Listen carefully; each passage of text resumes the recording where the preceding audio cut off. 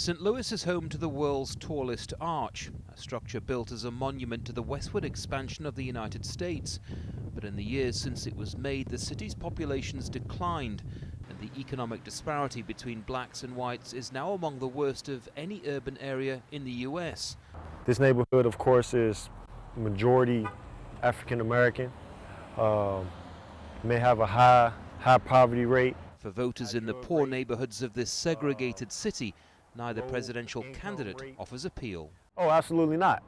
Absolutely not. Both of them have no benefit to black people now whatsoever. Neither one of them. Both of them have a bad history and a bad relations with us.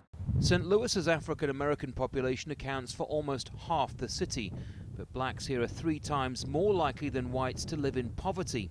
Many see their serious issues being ignored. They didn't even talk about criminal justice reform at all, and that's definitely something in the African-American community that needs to be addressed. Livable wages need to be addressed. Medicaid expansion need to be addressed.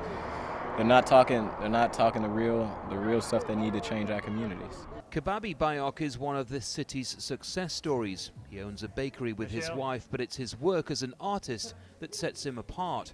Much of his art is inspired by the struggle of the African-American community, and he understands why many here feel excluded.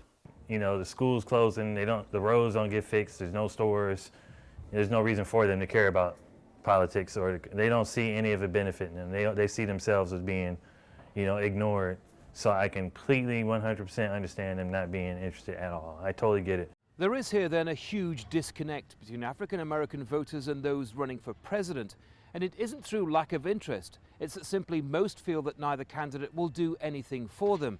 On the flip side, many here want to get involved in local politics. And there are other projects here that bring hope for the future. The first thing you will see right here on this wall is in Ferguson, close to where unarmed black teenager Michael Brown was shot and killed by a white police officer, the Urban League are building a new community center.